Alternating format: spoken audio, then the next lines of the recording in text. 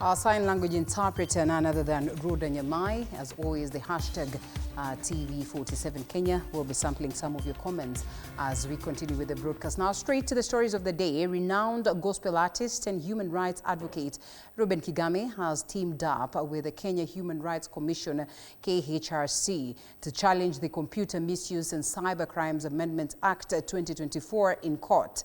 This as former Chief Justice David Maraga has thrown his support behind the petition, warning that the government is rushing through legislation that threatens constitutional rights. But even as the debate rages, questions linger over the other 7 bills signed by President Ruto that same week and what they mean for ordinary citizens. As His Excellency the President assent to these bills, may these bills transform our nation. Before President William Ruto officially announced the death of the late Raila Odinga, 8 bills was signed into law on the morning of Wednesday the 15th. The next bill is a Computer Misuse and Cybercrimes Amendment Bill, National Assembly Bill number 41 of 2024. The bill seeks to provide a regulatory framework combating unlawful activities, inappropriate sexual content of minors, terrorism or religious extremism, and cultism, amongst other forms of cybercrimes, thereby advancing the gains made by the Computer Misuse and Cybercrime Amendment Act. One of these bills would spark a conversation that escalated from a spark on social media into a full-blown inferno. There are fears, of course, there are fears about these laws that are not really unwarranted. And one of those fears is that there will be regulation of online speech. They say that words like there are gray areas in that regulation of online speech, with offensive or likely to with things like indecent, offensive, likely to cause apprehension or fear, and then with fines of up to about 10 million or 20 million shillings or 10 years in prison. From a nation that has seemingly grown skeptical of anything passed with the president's signature, social media was awash with speculation and allegations about the possible repercussions of the new law. The new Privatization Act grants Ruto powers to do what he pleases with national assets, including even strategic assets. What is also clear is that Ruto's government intends to privatize and the public entities it wants unchecked until 2032.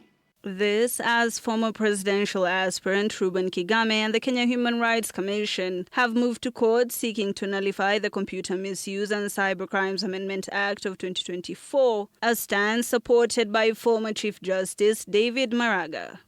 The amendments to the Computer Misuse and Cybercrimes Act, in essence, seek to control and crush political dissent and protests in the guise of expanding protections from cybercriminals.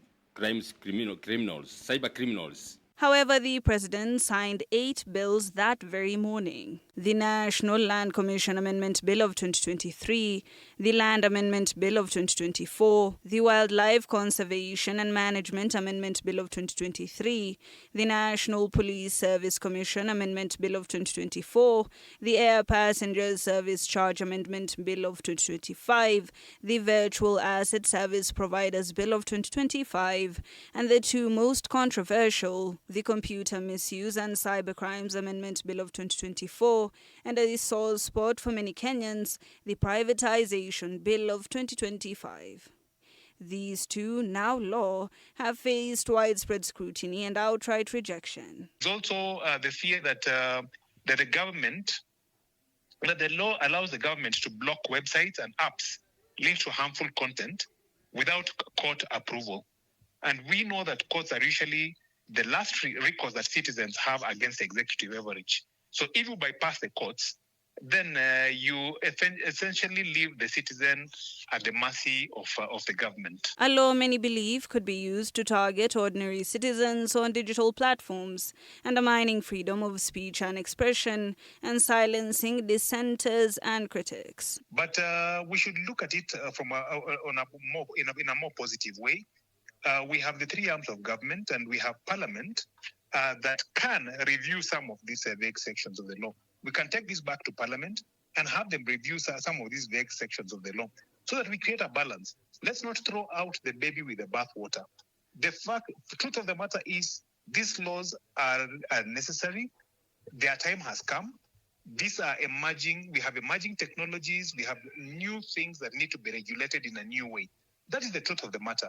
Nonetheless, on paper, the same law also aims to curb SIM swap fraud, cyberbullying, digital asset scams, and identity theft. Public policy expert Leonard Kafafa notes that while grey areas exist within the new law, they could be addressed through constitutional channels. He argues that the main issue is the lack of transparency and clarification from relevant authorities, leaving the law vulnerable to misinterpretation. So these are the sort of things that we are talking about when we are talking about this Computer Misuse and Cybercrimes Amendment Act of 2024 that will address by deterrence, like stiff penalties or imprisonment. Still, the push and pull continues over the possible repercussions of a law still in its infancy. Hibak Said for TV 47.